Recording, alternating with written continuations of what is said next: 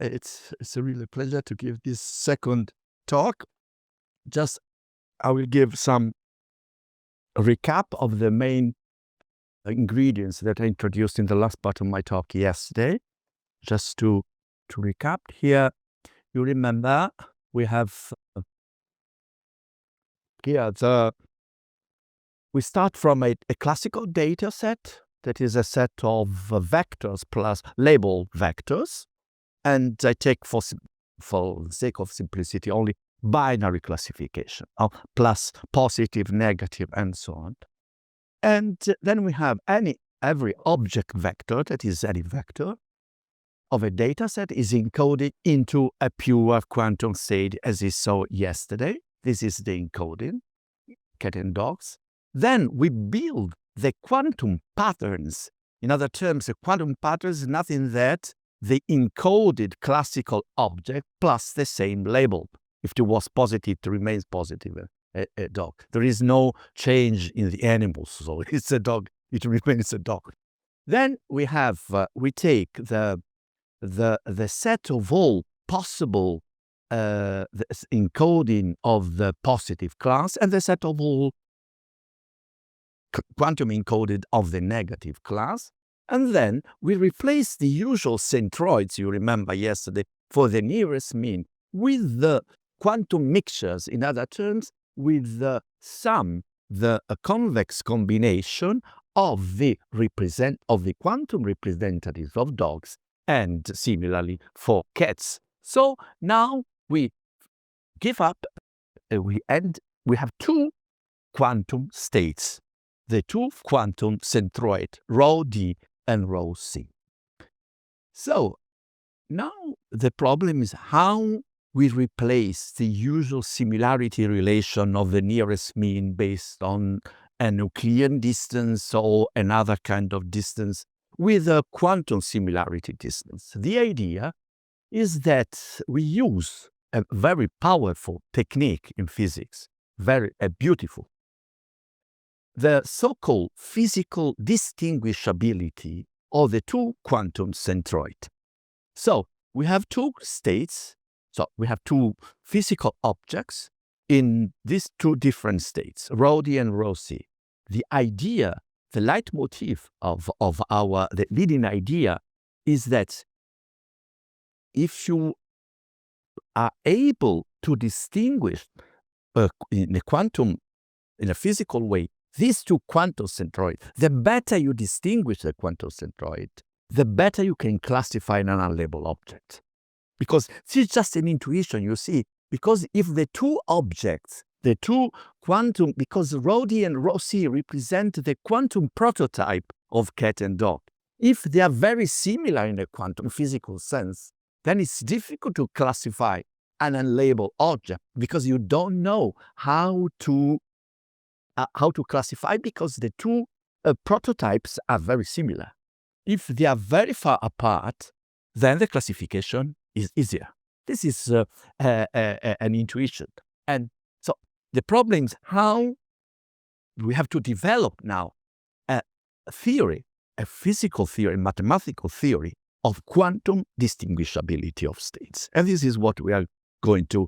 This is based on a famous and quite underestimated, the so-called Hellstrom discrimination of quantum state, which is a protocol. And it's an algorithm that can be implemented in a quantum state. And this will be the content, at least part of the content of this new lecture. So we arrived here in the quantum encoding of classical data, and we will introduce the so-called Hellstrom quantum classifier, which is, let us say, the quantum analog of the nearest mean. Keep in mind the classical example, then it will be replaced by a more accurate classifiers based on quantum formalism, natively. That's the point. This is the first quantum algorithm that is natively quantum. It's not a quantization of a classical algorithms. That's the point.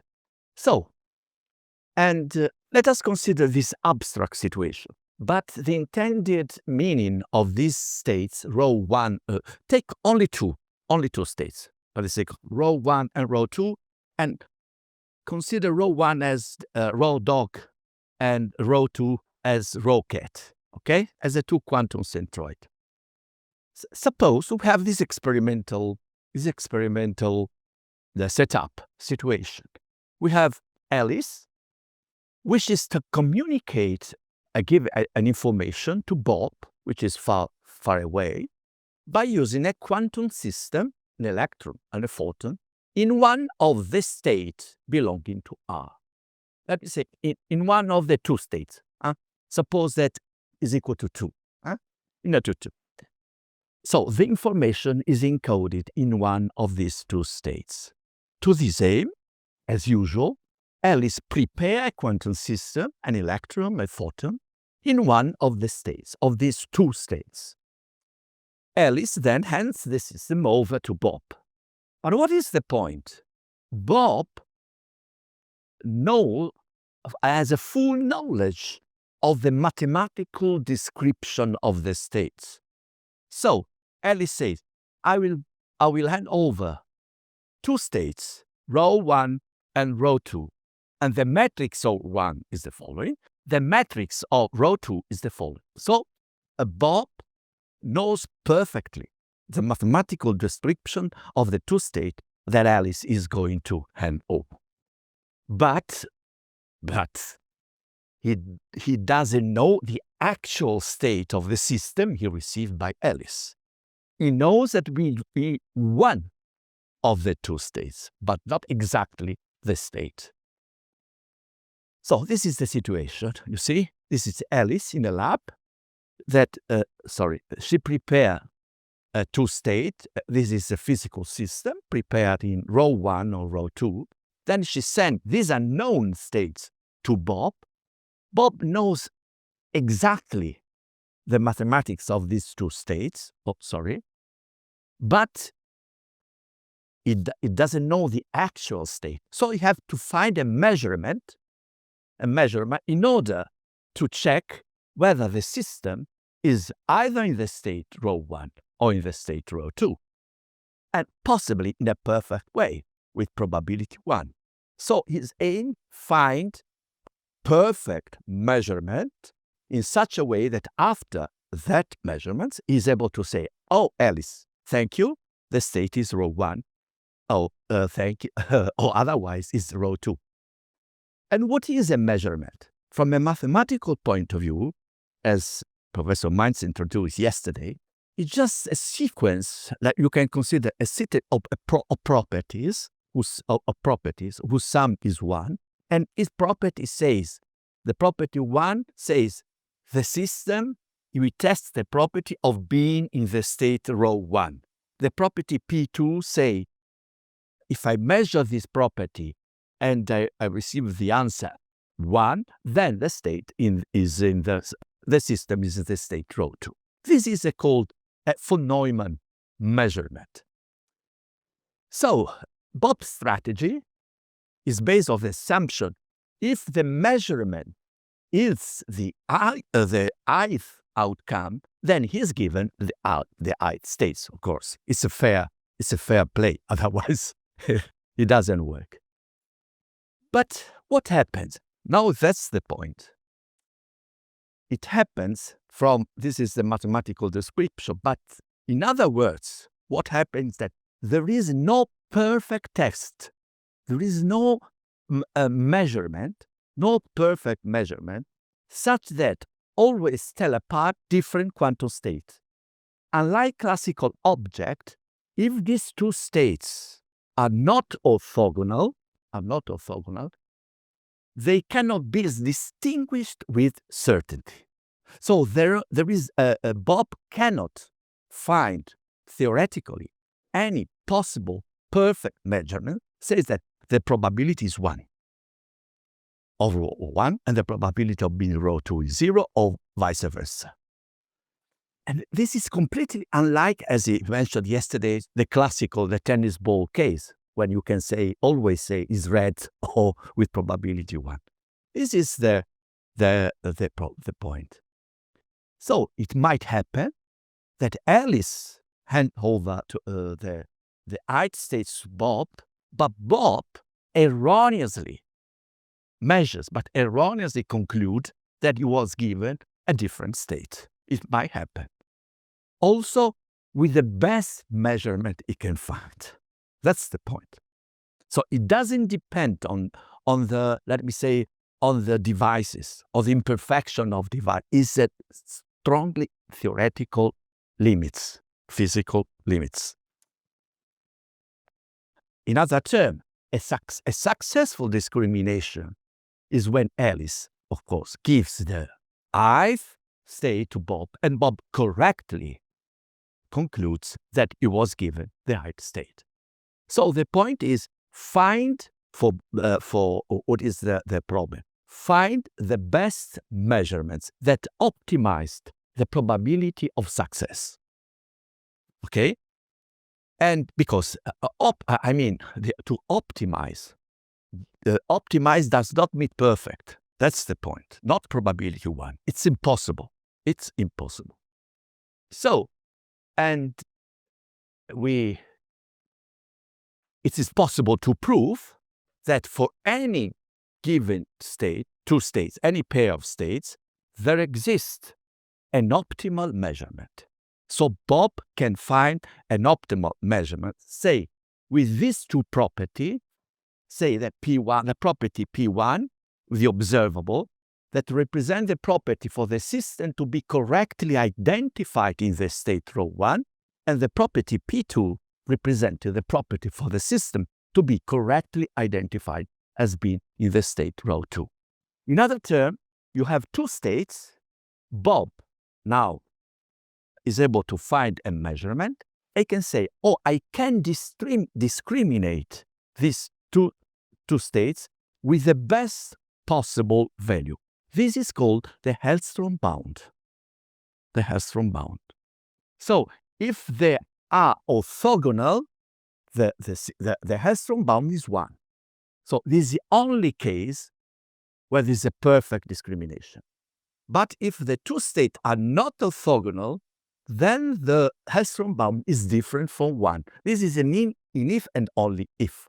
Of course, if they are, for example, if these are two states, okay, if these states, you can imagine that the Hellstrom bound is very high, okay, but if these two states are quite close, the Hellstrom bound is very low because it's difficult to discriminate them.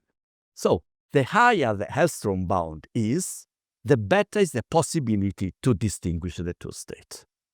And there is only one perfect discrimination when they are orthogonal. Okay, so this is a mathematical, so you can see, for example, here, if you take two states, this is a simple exercise for high school. The psi, you take this vector, unit vector cosine alpha sin beta, and psi2 cos beta and sin beta. These are two states. Then the Hellstrom bound, the discrimination, is just 1 over 2 plus 1 over 2 sin theta, where theta is the angle between the two states. As you see, if theta is 90 degrees, they are orthogonal. Sinus is 1, so 1/2 plus 1/2 is 1. This is the only case when the theta is 90 degrees. This is a nice representation with Mathematica of this possibility. We see pi over 2, you have 1. Yeah, the continuous of the possibility. So what is now the goal? The goal is that develop a quantum-inspired version of the classical binary classification process using the quantum formalism, the Hellstrom strategies.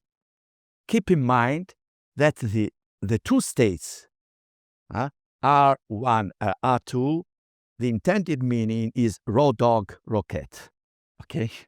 So how can we physically distinguish the quantum prototype raw dog and the quantum prototype rocket. This depends on the Hellstrom bound. So we have an algorithm to say, give me the classical data set, encode it. Then I have the encoded of the classical data. I have the two quantum centroids. Then I can calculate the Hellstrom bound, how the two quantum centroids are far from a quantum, are discriminable, can be discriminated in a quantum way. Okay? And I repeat, the idea is the higher is the Hellstrom bound, the better will be the classification. This was the... Yes, please. Sorry, because also today I have some problem. Yeah. Okay, so you were saying about an algorithm which is a supervised learning. The supervised learning. Yeah. Supervised learning. But in artificial neural networks, I mean, even in CNN, the algorithm learns by features and edges by learning it. How does it learn this algorithm? How does it learn to discriminate? Okay, this is dog and this is rocket. How does it this do? This is a supervised. You take a data set, okay, dogs and cats. Then you transform the object into quantum states. Then if you have these two quantum states, you take the two quantum centroid. Then you have a quantum algorithm giving the Hellstrom bound. So giving the distance between these two quantum states. And this end of the training part. Then we have quantum test data set, and you see to classify an unlabeled object by means of this quantum algorithm. I have another question. Yes, please. So again, going back to the CNN, so when we are training the data, I mean, we also do the encoding, which means like, okay, you're giving the input data and then you flatten it and then it becomes a vector. So how does this, how does the encoding of a quantum would look like? Right. Is it also matter? It's different because if you take, for example, neural network, okay, you can take a picture. You have the pixel, as yesterday we mentioned for the malignant and benign cells. You flatten and you have a vector. That's all for classical algorithms. The point is that you transform this classical vector into a quantum object. That's the point. Yeah. How does it look like? I'm just... Yes, I try. If you want, I can give you the whole...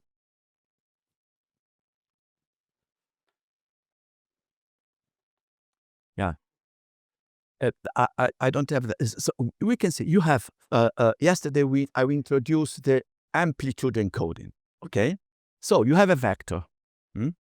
You attach at the end of the vector the number 1. Then you normalize the vector, and this is a normalized vector, I don't say it.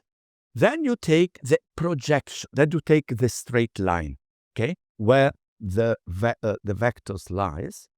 If you have a straight line, you have a function, associative function. What is the function? Is the projection. The projection projected onto the straight line. That is the quantum object. This is a matrix. I will show you after the lecture. There is an algorithm. Give me a vector, and I give the matrix representing the projectors. Okay? So,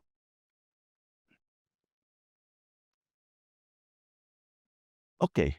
So, again, we have the training data set. Okay? We encode the training data set into a quantum quantum data set. Then we have the classification, and the classification we see is based on quantum-inspired counterpart of the nearest mean classifier. There is an essential definition also. Remember, when you have the nearest mean, the two centroids are again elements of the same feature space of the object vectors. Okay? They are points in the space. Here is different. if you take a quantum centroid, is not a pure state, it's not a vector, is a quantum mixture. That is a density operator. In other terms, is a non-idempotent. It's not a projection. Okay, it's not a projection. It's completely different. So, okay, we have this as usual. And now the quantum counterpart. Just add the Q. Just add the Q before and enc the encoding before the object. Okay, nothing more. Then we have the quantum centroid, which are the weighted sum, the convex combination of the encoded projections. And they are not projections, okay? They are mixtures. Mathematically speaking, are operators whose trace is 1. Are non-idempotent, so you take raw dog composed with raw dog is not raw dog, and you take the trace, the diagonal, the sum of the diagonal of the matrix is 1. Okay, and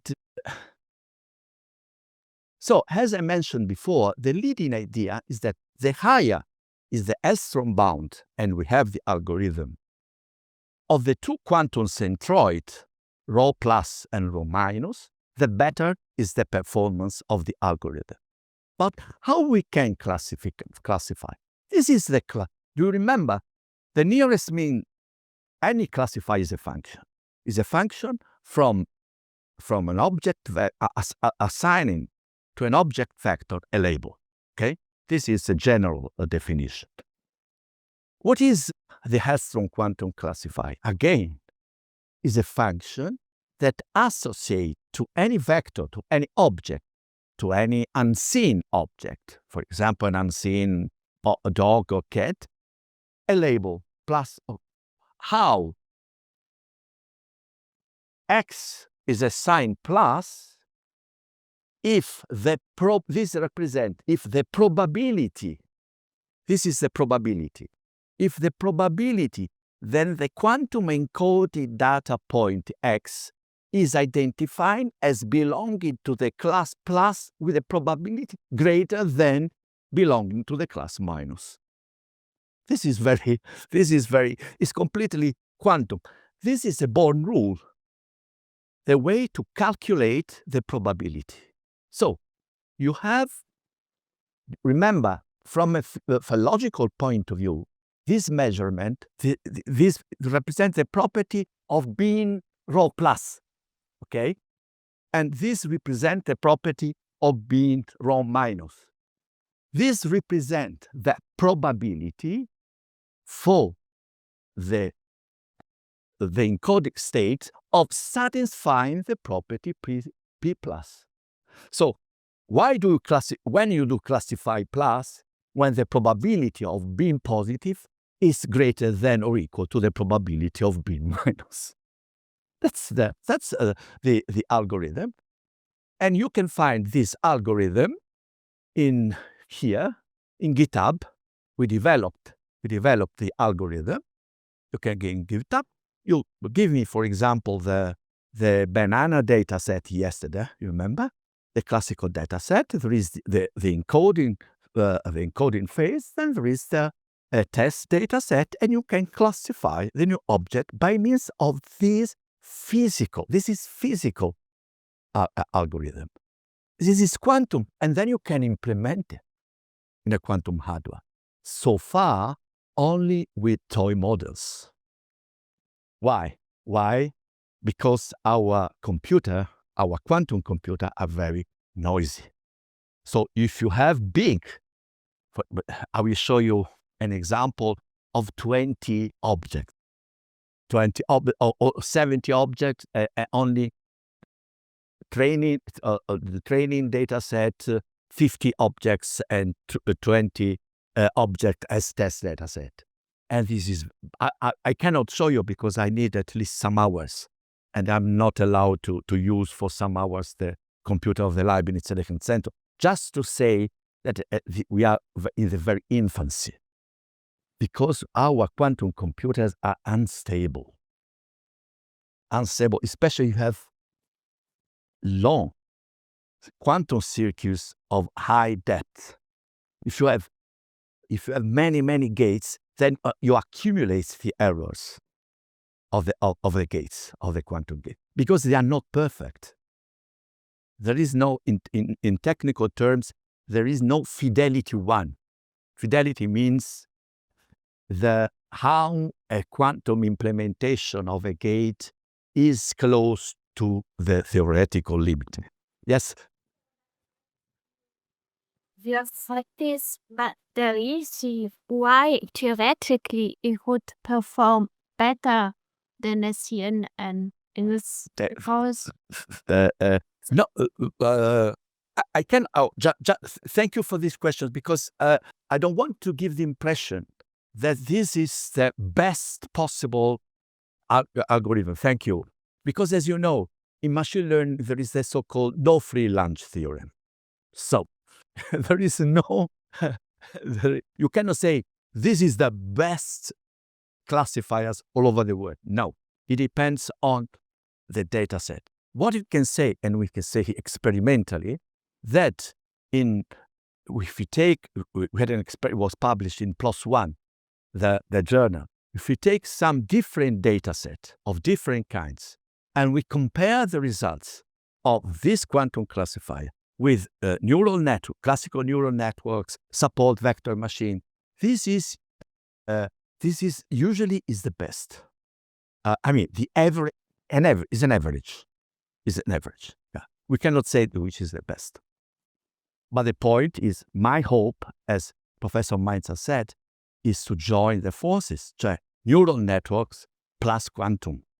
So quantum neural networks. That's this idea, and I think will be the future of neural network. So this is the GitHub. If you want to play with the code, you need also, if you have GPU, much better. It's much fun. But it can be used with a GPU or CPU. Okay, no problem. And so now, and now, everything okay, very nice, for very mathematical, nice mathematical description. But what about the accuracy? As Stefania said, what about the accuracy? So you see here, this is the banana. This is a tricky banana, no? You see, very, very, very tricky. And this was our first experiment, a disaster. You see, this is the classification based on the Hellstrom quantum classifier. Terrible. Almost random. I was really very disappointed, because after so many mathematical efforts, we gave up in this poor classifier. But there is a but, and it's important, again, based on physics. So you see, the accuracy is poor. It's almost random, 0.577, nothing. The accuracy of the neural network is 0.8589. So what is the point?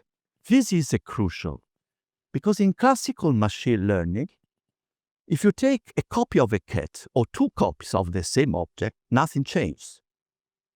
If you have in the plane the representative of a cat, and you add the same object, the centroid remains the same. Of course, it's trivial. So, in other terms, additional copies of one of the same object do not carry new information. More is equivalent to one. Okay? Repetita not juvat in this case. Okay? But as it happens for the discrimination of states, in quantum physics, additional copies of one and the same object are useful, because do carry new information. So in this case, there's a law then small is better than one. But you can imagine why. Consider the discrimination. The discrimination of two states is one shot, but as a measurement. They say, okay, but Bob can measure twice or 3 times the same property. He had much more information than with one shot. Okay? And so, instead of taking, yes, please. So I will doing multiple measurements of the same state, or we're able to copy the quantum state somehow, because we can't clone the state. No, right? thank you very much. This is a very interesting. When I say copy, there is a very well-known theorem in quantum information computation, the so-called no-cloning theorem. The no-cloning theorem says that you cannot have, it doesn't say that you can have copies of the same object. That is a bad interpretation. It says that you cannot copy the same object in a reversible way, by means of a unitary operator. So this means that it doesn't say that you can have copy of a photon, because we do have. What it says that give me a photon, there is no possibility by means of a unitary transformation of a gate to have this object tensor this object. That's forbidden. This is forbidden. Yeah. But you have to add by means of unitary gate. Okay, by unitary gate. So, in this case, we have a dog, we have the quantum state, and we take the tensor product of this object. Tensor product, you mean a composite system, exactly as having a composite system. Photon, tensor, the same photon, the same photon, the same photon. So you have the quantum dot, the encoding, tensor, the same object, n times. This with copies of... and the machinery remains exactly the same. Instead of take one encoded, one copy, you take a classical object, you encode it, and then you factorize n times. You take n copies. So this is, you see here, this means the tensor, the M tensor product, the M tensor product of the encoded object. Instead of, for example, it's very simple. Suppose that this is the encoded object, the Y. Instead of take this, you take the tensor product of this, 0, 1, tensor 0, 1, and you obtain a vector in the 4-dimensional space. Okay? Because the tensor product, if you have R2, the tensor product of R2 is R4, and so on, the exponential. Okay? So you see, with this trick, you have a price to pay, that the exponential increase of the feature, of the dimension, of the space of features. Yeah. Okay. And so, at the end, this was the point. This theorem that proved that this is the this is the Hellstrom bound. If you take the Hellstrom bound of key copies of two states of the centroid, okay, of the centroid, the Hellstrom bound is greater than or equal to the key minus one copy. This means, from an intuitive point of view, the more copy you have of the same states, the better you can discriminate the state. But if you can discriminate, the better you can discriminate a state, the better is the accuracy. This was the leading idea. And this is exactly what happens. You see here, the mathematical is not so interesting. Okay. Now, this is the banana data set. This is one copy, the first experiment, the tragedy, so to say. Then you see with 2 copies is increasing the accuracy. With 3 copies here, with 4 copy, something appears here, which is not, it didn't appear here. With 6 copy, you get the same result as the neural network. This is a nice confirmation, also from an epistemological point of view, that an algorithm that is based on foundation physics, fundamental physics, perfectly, let me say, the link between the increasing of information, of physical information, and the increasing of the accuracy is strictly connected. It's an open problem. Is there any theorem saying that the better the Hellstrom bound, the better the accuracy? No. It's an empirical evidence, but there is no theory. My conjecture is the theory is false. The conjecture is false. It's because there are so many strange ad hoc. You can build some ad hoc data set, very sophisticated, very strange, and such that the conjecture is falsified. But in our experiment, so this is a dramatic example for the banana. I use the banana because it's very easy. 1 copy, Hellstrom bound, is very low. So this means that they are quite close from a physics. Bob has many problems to distinguish these two states. And the balance accuracy is low. But by increasing the number of copies, you see, with 6 copy, you have 0.79. Sorry. Yeah. And the balance accuracy is 0.866. A question naturally arises. There is a limit. Is it possible to... So this is increasing. At a certain point, there is a sort of plateau. There is a plateau. It's an open question to see when the number of copies, where there is a plateau in the increase of the accuracy. Yeah, please. Oh, I'm sorry. I think I still don't really understand how Bob can really get the new information. From the copies. Yeah, like. Yeah. Consider a physical case. A physical case. You have Alice prepare the same state, a physical.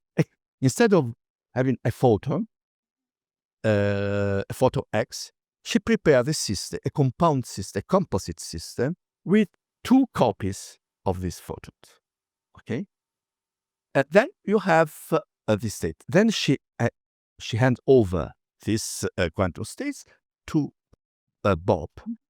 Then the measurement, and say, which is the state? This is going to be in a state row 1 or row 2. Okay? He knows the Hellstrom algorithm. So he found the measurements, the optimal measurement, and by physical experiments, by mathematical reason, the probability of successing, of guessing the right answer is greater than the probability of having a successful answer with just 1 copy. So this means, this is the reason why I say that the information is increasing, because by increasing the number of copies, you have a good measurement, a better measurement than only 1 copy, and the probability of success is greater than, when I say the probability of success, the probability of correctly discriminating the 2 states is greater than the probability of discriminating the 2 states with 1 state. So Bob will guess different answers for different copies. Yeah, right. This is the physical reason. What happens in the lab? And so, you see, yeah, but not only the balance accuracy, also other figure of medicine. Who knows machine learning? There is sensitivity, accuracy, F1.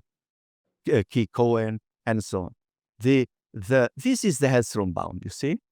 And this is the balance accuracy. The balance accuracy with the banana data set. Take the moon. The moon, it's quite easy. The moon data set is not linear, you see, if you take the centroid. With one copy, bad.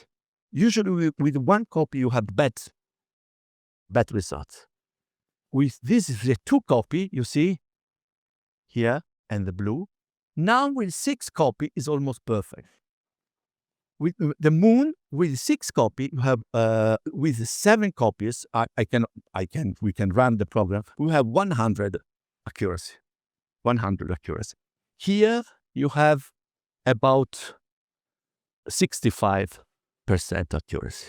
So, okay, this is the moon data set. This was the experiment that was published in PLOS One. We applied the Hellstrom bound to 14 different types data set. And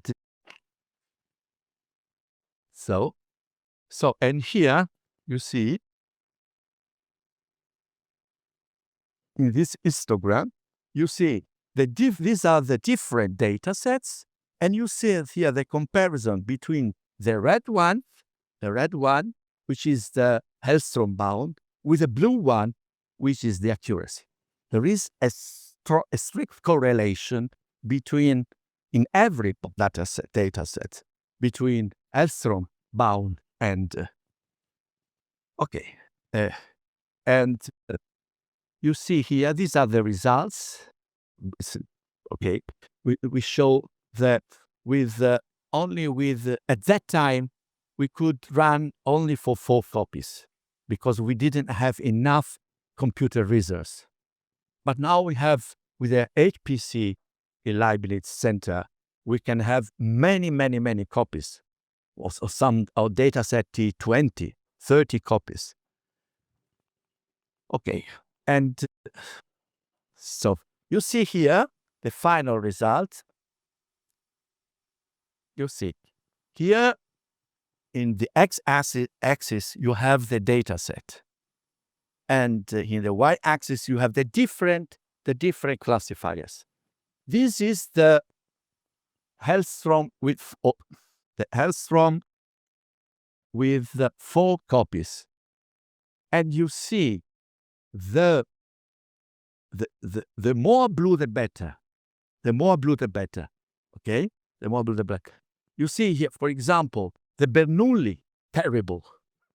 The Bernoulli classifier is the first row. The Bernoulli classifier. You see, is red. Almost red. Nothing happened. Also, the linear discriminant analysis, bad. Because they are quite tricky, these data sets. So linearity doesn't work. So you see only 2 blue. Then you have, let me say, classify random forest near logistic regression. And this is here, Hellstrom centroid is the winner. Is the winner here, because you see it has only this part that are red or orange and so on. This is good. This is called the confusion metric, and this is the who wins and who loses. Here you see. Now you contrast the quantum classifiers, both in the y and the x-axis. You see, this is Hellstrom quantum centroid wins 86% with respect to other boost. It wins 93% with respect to Bernoulli. Bernoulli is the worst. Okay. Then 71 between extra classified is never under 50%. Comparing this is called heat map. You have a very pictorial way to see just in a picture the results. And okay, we had other experiment. For example, some experiment in the some experiment with in a so-called assay evaluation of cells, but it was published in, I don't remember where. And also in this case, we compared the performance of the Hellstrom quantum classifier was very good. But also in this case, this was an experiment with Cambridge, the bioimaging department of Cambridge. But also in this case, we had some problems with computer results. We didn't have the Leibniz HPC. So, I mean, this result could be improved with new experiment. Okay.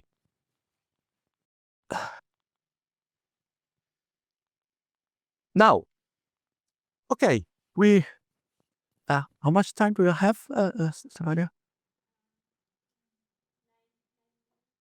9 minutes, okay. 10, say same, huh? Okay. So generous. And so now, we have the theoretical model, and this is run on classical computer. So the problem is it possible to run this native quantum algorithm in a real quantum hardware? The answer is yes. I cannot, because I don't have the possibility to use the quantum computers for many hours. But I'm quite lucky because Professor Mainz introduced every notion that I need here. So I don't repeat the notion of Boolean functions, Boolean connectives, and so on and so on, and also the notion of quantum gates. The quantum gates here. No, this is just a point I'd like to remind here. Just another reason that forces us to use quantum computers, which is a purely physical and technological reason, and is based on the process of miniaturizations. Why? Here,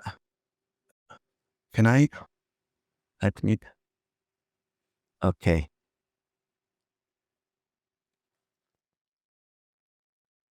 Each logic gate and or not is built from 2 6 transistors.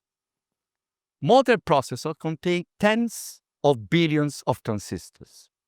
For example, this computer, okay, this computer M2 Ultra has about 134 billion transistors.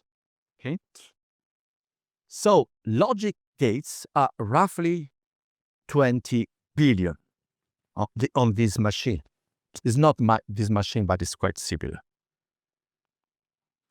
Now you see here, contrasting the feature size of a chip and here. Here is the amino acid, AIDS virus. Now we are rapidly converging towards quantum theory. Transistors have become ever smaller.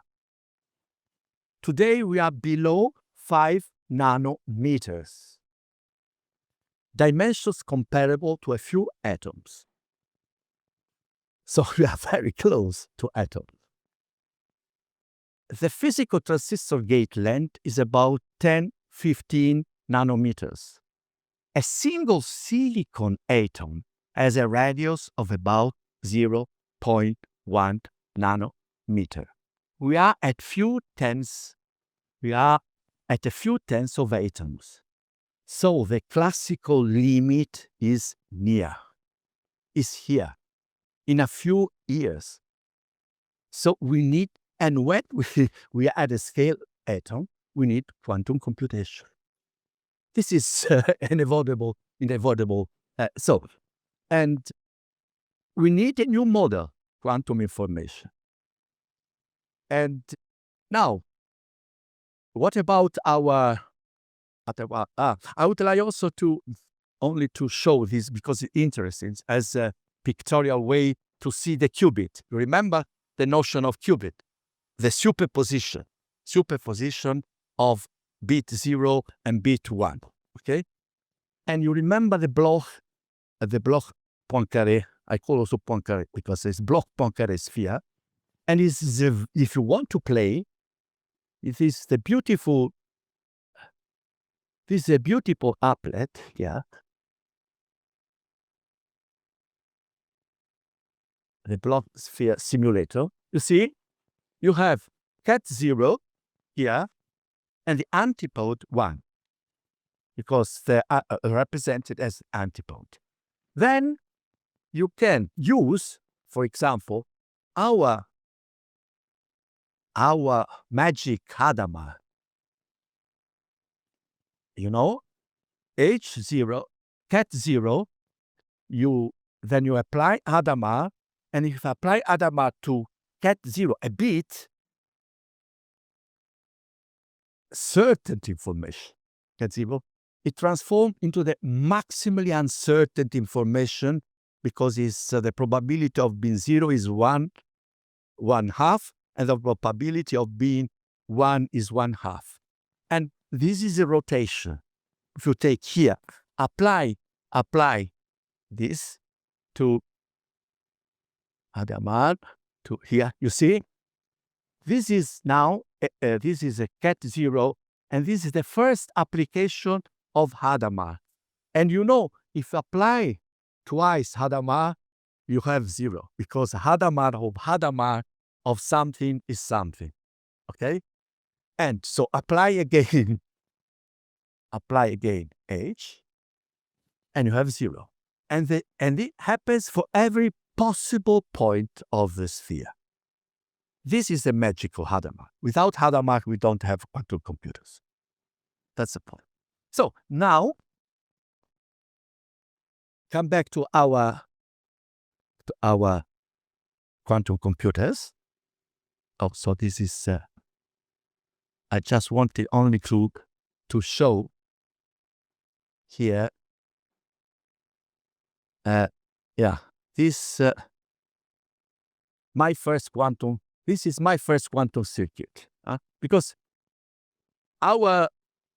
from a practical point of view, our Hellstrom classifier can be transformed into a quantum circuit.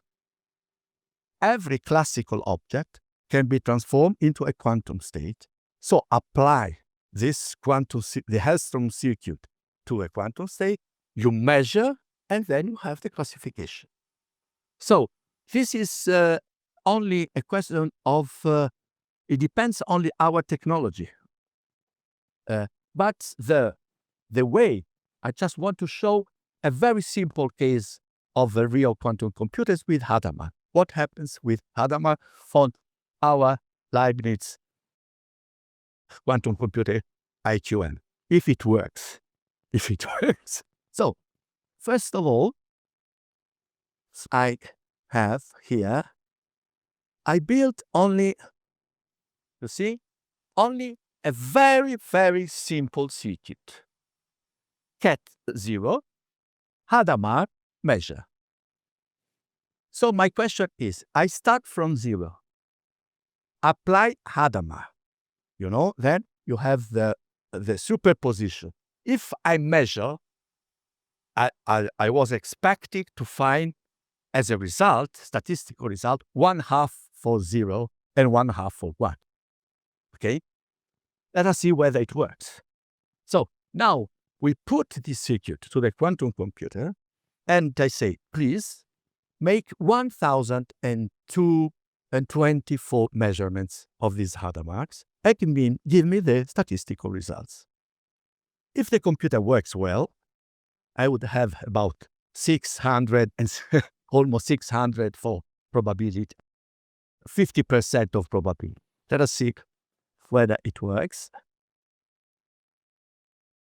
So first of all, sorry, Stefania, I need just 2 minutes more. I want to see whether it works, first of all, because it's,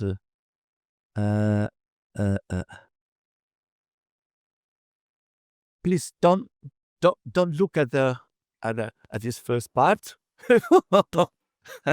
This is the quantum Munich Valley, okay? The computer. So now we are in the quantum Munich stack. So I can see this the kind of the resources that I can use. Oh, unfortunately, as expected, the ion trap doesn't work. It's under maintenance, but the 20 qubit superconducting is working. They say. Let us see whether it's true or not. So this is the So this is a simulation. First of all, a simulation. The simulation with 4,000 shots. It's quite good. You see, not perfect, but good. Let us see now in reality.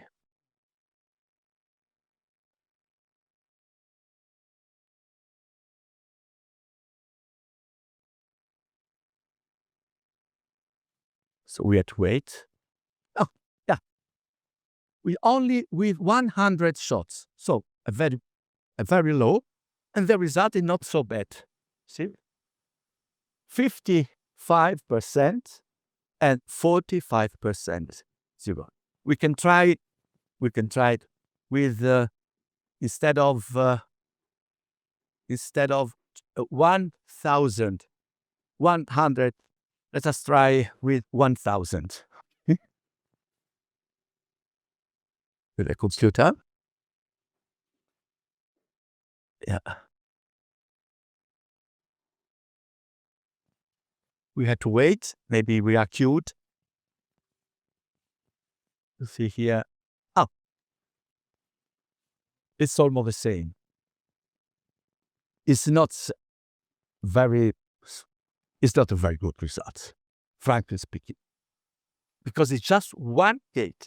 So if you have more than one Hadamard, and you need sometimes tens of Hadamard, you are lost.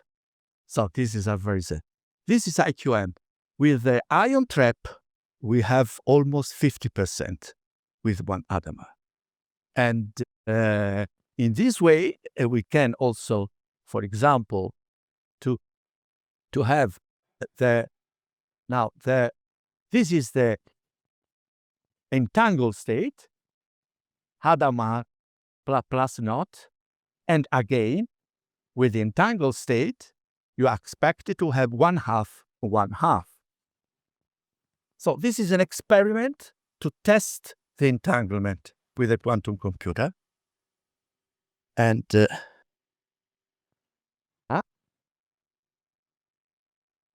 okay, this is the result. Not bad, you see? You have almost 50% zero, almost 50%, and then you have these bad results here. Don't consider. This means that this ion trap simulates in a quite good way the maximum entangled state. So, to finish, now we can have our sorry, I don't see the second, my slides here. Oh, this is, I have two. So we test a particular data set here. Sorry, here. No, this is the so-called lupus. You see here, the lupus data set. This was the, I don't see. This was the theoretical accuracy, 77%, and the experiment with the IBM quantum computer, not with the Leibniz one, and it's quite expensive. It's very expensive. The IBM before having access, we have to pay thousands of euros for this experiment. And this is experiment, you may say here, no, the accuracy is 0.7%. This means that the IBM quantum computer was able to classify this binary data set in a very accurate, quite close to what was theoretically expected. So this is let me say, the future. This is a work in progress, and there are many open questions to implement this test. And if you like to participate in the project, you can write to me. And this is a picture of our group from Cagliari, Thun, and Korea and Argentina. And I think that's all. Thank you for this so long. Thank you very much for your attention.